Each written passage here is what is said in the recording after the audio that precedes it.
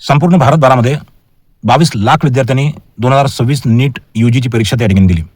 महाराष्ट्रामध्ये 2.5 ते 3.5 लाख विद्यार्थी या परीक्षेला सामोरे गेले. नीटच्या या परीक्षेच्या जर्नीमध्ये, या सर्व प्रवासामध्ये पेपर फुटणे आणि पुन्हा नीट होणे, नीट, ही अतिशय दुर्दैवी अशी घटना विद्यार्थ्यांच्या जीवनामध्ये त्या ठिकाणी घडत असते. यापूर्वी मागील 10 वर्षामध्ये ही चौथी वेळ आहे की ज्याच्यामध्ये नीट परीक्षेमध्ये पेपर फूट झाली, पेपर लीक झाले आणि त्याच्यानंतर NTAनं, जे नॅशनल टेस्टिंग एजन्सी आहे, तिने परत एकदा नीट घेण्याची जी काही प्रक्रिया आहे ती अनाऊन्स केली. नीट त्या ठिकाणी रद्द झाली का? हो, 100% नीट परीक्षा ही रद्द झाली आणि पुढची तारीख अनाऊन्स होईस्तोवर ही परीक्षा पुन्हा होणार. या परीक्षेच्या आणि आजच्या या काळाच्या दरम्यानमध्ये विद्यार्थ्यांवर आणि पालकांवर, विशेष करून हुशार विद्यार्थी आणि हुशार विद्यार्थ्यांचे पालक, हे सर्व नाहक त्या ठिकाणी मनस्तापातनं त्या ठिकाणी जाणार आहेत.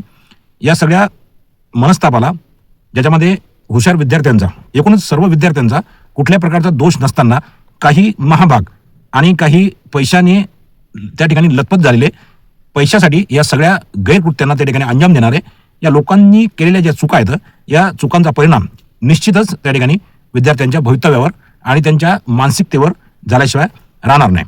परंतु एका दृष्टीने यावर्षी आणि यापूर्वी सुद्धा जेव्हा जेव्हा नीट त्या ठिकाणी रद्द करण्यात आली, तर ती विद्यार्थ्याच्या हितासाठीच रद्द करण्यात आली. यावर्षी 2026 मध्ये जो पेपर फुटला राजस्थानपासून तर इतर राज्यामध्ये, त्याच्यामध्ये महाराष्ट्र कनेक्शन पण आहे, नाशिक आहे, लातूर आहे, पुणे आहे, या सर्व पेपर फुटीची व्याप्ती जी आहे ती कमीत कमी 30,000 विद्यार्थ्यांपर्यंत त्या ठिकाणी ती जाऊन पोहोचली आहे. म्हणजे सुरुवातीलाच संपूर्ण महाराष्ट्रभरामध्ये आणि एकूणच महाराष्ट्राच्या बाहेर संपूर्ण भारतामध्ये 1.5 लाखाच्या आसपास असलेल्या ज्या काही MBBSच्या मेडिकलच्या सीट्स आहेत, याच्यामध्ये 30,000 मुलं जर त्या ठिकाणी अशा पद्धतीने अवैध मार्गाचा वापर करून मार्क घेऊन आपल्या सीट जर त्या ठिकाणी पटकावत असतील, तर 1.5 लाखांमधनं 30-40,000 असे बेकायदेशीर मुलं जर या लिस्टमध्ये आपली सीट त्या ठिकाणी जर वाम मार्गाने, चुकीच्या मार्गाने त्या ठिकाणी ॲक्वायर करत असतील, तर ती विद्यार्थ्यांसाठी आणि पालकांसाठी अतिशय घातक गोष्ट आहे. त्याच्यामुळे NTAनं ही परीक्षा जी कॅन्सल केली, ही परीक्षा परत घेण्याची जी काही त्यांनी तयारी सुरू केली आहे, ही एक प्रकारे विद्यार्थ्यांच्या फायद्याचीच आहे. आता या सर्व गोष्टीचा परिणाम हा विद्यार्थ्यांच्या मानसिकतेवर, त्यांच्या या सगळ्या गोष्टीवर होणार आहे का? तर 100% होणार आहे, त्याच्यामध्ये कुठल्या प्रकारची शंकाच नाही.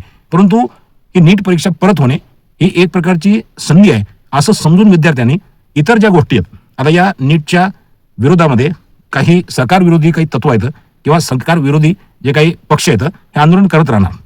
आजच NTA कार्यालयासमोर त्या ठिकाणी NTA मध्ये घुसण्यासाठी काही राजकीय संघटनेनं किंवा राजकीय पक्षानं प्रेरित केलेले काही संघटनेवाले आहेत, अशांनी आंदोलन केलं. हे सर्व आंदोलनं चालू राहणार आहे, निदर्शनं त्या ठिकाणी चालू असणार आहेत. कोण खरं कोण खोटं या सगळ्या गोष्टीवर त्या ठिकाणी खल होणार आहे आणि हे निदर्शनं, आंदोलनं हे चालू असणार आहे. परंतु पालक आणि विद्यार्थी यांनी या सर्व गोष्टीवर विचार न करता आपल्याजवळ असलेला जो वेळ आहे, हा वेळ इतर गोष्टीमध्ये न घालवता, इतर गोष्टीवर या सगळ्या गोष्टीचा आपला जो अमूल्य वेळ आहे तो खर्च न करता, आता याच्यानंतर पुढे काय, म्हणजे ज्या वेळेला नीटची एक्झाम त्या ठिकाणी डेट जाहीर होईल, एक्झामची डेट जाहीर होईल, त्या डेटच्या दरम्यान जो काय आपल्याकडे वेळ आहे, हा वेळ, या वेळेचं युटिलायझेशन हे आपल्यासाठी कसं करता येईल त्याच्यावर जास्तीत जास्त भर त्या ठिकाणी दिला पाहिजे.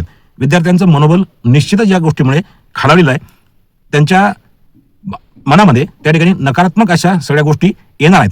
परंतु या सगळ्या गोष्टी डोक्यात न आणता केवळ जे आता झालंय, जी बनली ती बनली, याच्यामध्ये आता कुठल्याही प्रकारे आपण वेळ न घालवता आपलं त्या ठिकाणी परत नीट जे होणार आहे, या नीटमध्ये चांगले मार्क्स मुलांना कसे मिळतील, आपल्याला कसे मिळतील, आपल्या मुलांना त्या ठिकाणी कसे मिळतील, याच गोष्टीवर पालकांनी आणि विद्यार्थ्यांनी लक्ष त्या ठिकाणी दिलं पाहिजे. मागील 6-7 वर्षापूर्वीपासून या सगळ्या प्रक्रियेमध्ये मी विदेशाच्या ॲडमिशन, म्हणजे परदेशामध्ये admission, foreign admission, MBBS admission in abroad, या प्रक्रियेसोबत मी त्या ठिकाणी जुटलो आहे. कोरोना यायच्या पूर्वीपर्यंत, कोविडपर्यंत मी हा सर्व व्यवसाय त्या ठिकाणी करत होतो. परंतु कोरोना आल्यानंतर या सगळ्या बाहेर जाण्याचा जो विद्यार्थ्यांचा कल होता तो थोडा कमी झाला होता.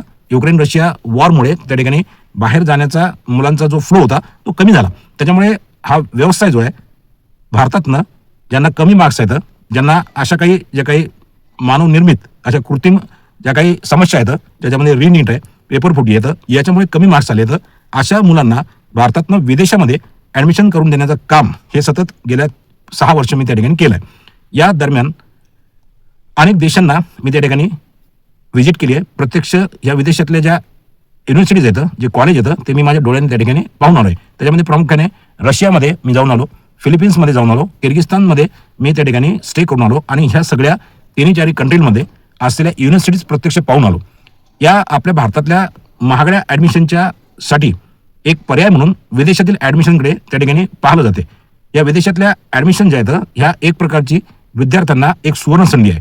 माझ्या या यूट्यूब चॅनलवर मी पुन्हा एकदा सर्व विद्यार्थ्यांना, पालकांना सांगू इच्छितो की आपण या पेपरफुटीमुळे आणि या सगळ्या रिनीटमुळे पॅनिक न होता, जर समजा आपल्याला विदेशामध्ये ॲडमिशन करण्याचा जो पर्याय आहे तो पर्याय जर त्या ठिकाणी अवलंब करायचा असेल तर आम्ही या वर्षीपासून पुन्हा एकदा विदेशातल्या ॲडमिशन ज्या आहेत त्या सुरू करतोय. आणि ह्या ॲडमिशन ज्या आहेत ह्या ना नफा ना तोटा या तत्वावर त्या ठिकाणी विद्यार्थ्यांना बिना कन्सल्टन्सी फीज, म्हणजे त्यांच्या ट्युशन फीज, त्यांचा विजा आणि त्यांच्या प्लेन तिकीटच्या व्यतिरिक्त जो काही कन्सल्टन्सीचा खर्च हा कंपन्या त्या ठिकाणी घेतात. तर आम्ही या वर्षीपासून विदेशातल्या ॲडमिशनचा जो विषय आणि जी काही ॲडमिशन प्रक्रिया आम्ही सुरू करणार आहे ती सेवाभावी तत्वावर त्या ठिकाणी करणार आहे. विद्यार्थ्यांना वेळोवेळी नीटच्या संदर्भात जे काही सरकारचे NTA अपडेट्स येतात ते अपडेट्स या यूट्यूब व्हिडिओच्या माध्यमातून आम्ही देणार आहे. माझी स्वतःची फ्लाय हाय एज्युकेशन्स पुणे नावाची जी कंपनी आहे, या कंपनीमार्फत यावर्षी 2026-27च्या ॲडमिशन्स ज्या आहेत ते आम्ही सुरू करतोय. वेळोवेळी नीटच्या संदर्भात आणि या ॲडमिशनच्या संदर्भात काही अपडेट्स आणि काही माहिती आम्ही या यूट्यूब चॅनलवर त्या ठिकाणी मी व्हिडिओच्या माध्यमातून देणार आहे. जे कोणी या आमच्या चॅनलवर नवीन असेल की ज्यांनी हे चॅनल त्या ठिकाणी सबस्क्राईब केलं नसेल त्यांनी यूट्यूबवर सबस्क्राईबवर जाऊन बेल आयकन त्या ठिकाणी दाबून हा जो आमचा जो व्हिडिओचा जो यूट्यूब चॅनल आहे हा त्या ठिकाणी सबस्क्राईब करावा, जेणेकरून जास्तीत जास्त नीटच्या संदर्भातील व्हिडिओ आपल्यापर्यंत डायरेक्ट त्या ठिकाणी पोहोचतील. धन्यवाद. येणाऱ्या सर्व व्हिडिओमधनं नीटच्या ॲस्पिरंट्सना, नीटच्या विद्यार्थ्यांना आम्ही अपडेट माहिती आणि खरी माहिती त्यांना देणार आहे. पुनश्च एकदा या सगळ्या प्रक्रियेमध्ये कुठल्याही प्रकारचा वेळ न घालवता केवळ आणि केवळ पुन्हा झालेल्या नीटमध्ये आपल्याला चांगले मार्क्स त्या ठिकाणी कसे मिळतील आणि आपली डॉक्टर होण्याची जी काही संधी आहे ती कशी हुकणार नाही याच्यावरच कॉन्सन्ट्रेट करावं, एवढं बोलून थांबतो. धन्यवाद. जय महाराष्ट्र. ठीक आहे.